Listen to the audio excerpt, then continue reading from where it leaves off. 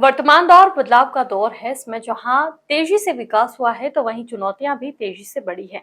ऐसे में स्टूडेंट्स का चौतरफा डेवलपमेंट जरूरी है और यह जिम्मेदारी शिक्षण संस्था की है। यह बात IIST ग्रुप ऑफ इंस्टीट्यूट के 4 दिवसीय इंडक्शन प्रोग्राम अभिज्ञता पर्व 2025 के शुभारंभ कार्यक्रम में अतिथियों ने कही। इस इंडक्शन प्रोग्राम के जरिए नवप्रवेशित विद्यार्थियों को संस्थान की परंपराएं, उद्देश्य, सिस्टम, प्रोटोकॉल और विभिन्न प्रक्रियाओं से रूबरू कराया गया। वक्त बदल रहा है, लेकिन एक ट्रूइज्म है कि change is the only permanence in society, और उस चेंज को अपनाना, उसको एक अपॉर्चुनिटी की तरह देखना, एक चैलेंज की तरह देखना बहुत ज़रूरी है। मेरे हिसाब से जो बच्चे पहली बार स्कूल से कॉलेज आ रहे हैं, इनको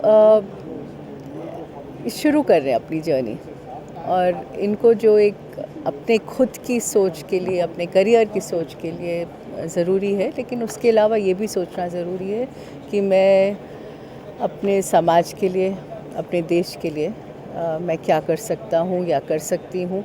और ये सोच शायद अभी से ही ज़रूरी है कि कॉलेज में भी अपनाई जाए।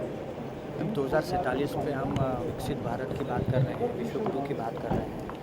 उस गोल को हासिल करने के लिए ये बच्चे किस तरह से ये करेंगे, कंट्रीब्यूशन कर सकते हैं, या किस तरह से आगे बढ़ सकते हैं? हर एक बच्चा यूनिक है, और हर एक बच्चे की कंट्रीब्यूशन उसकी खुद की सक्षमता पे डिपेंड करती है। अगर मैं मैनेजमेंट का स्टूडेंट हूँ या मैं टेक्नोलॉजी का स्टूडेंट हूँ, चाहे वो कंप्यूटर हो, चाहे AI/ML हो या कुछ भी हो, तो मैं अपनी ही फील्ड में अपने तरीके से कंट्रीब्यूट करूँगा या करूँगी।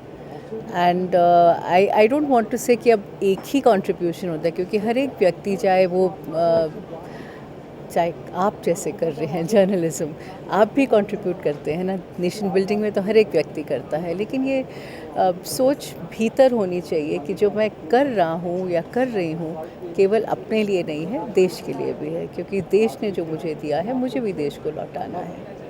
देखिए, चैलेंजेस जीवन में आते हैं, और इस बार जो चैलेंजेस है ये वो पीढ़ी है जो सबसे बड़ा ट्रांजिशन देखने जा रही है पूरे वर्क प्रोसेस में, एजुकेशन सिस्टम में, क्योंकि AI के आने से और जिस तरह की संरक्षणवाद की नीति विभिन्न देश अपना रहे हैं, उसमें अपने को आगे बढ़ना है।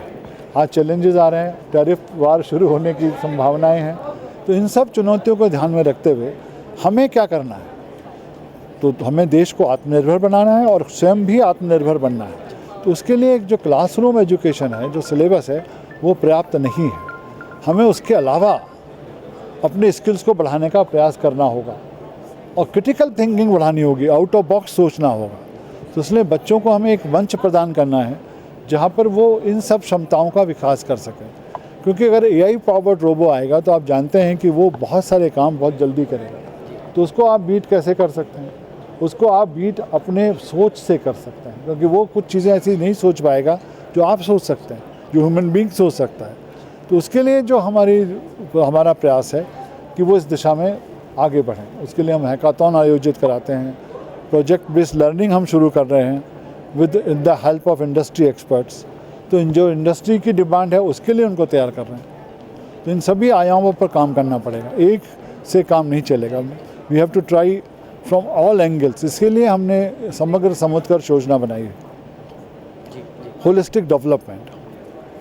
सर, उसके कुछ फीचर्स भी आपने जी, होलिस्टिक डेवलपमेंट में हम हर सेमेस्टर में 40 घंटे का एक विशेष प्रशिक्षण देते हैं, जिसमें जो इमर्जिंग टेक्नोलॉजी होती है उस पर उनकी शिक्षा दी जाती है। साथ ही हमने जैसे बताया एंटरप्रेन्योरशिप, स्टार्टअप्स के लिए फंड्स हैं।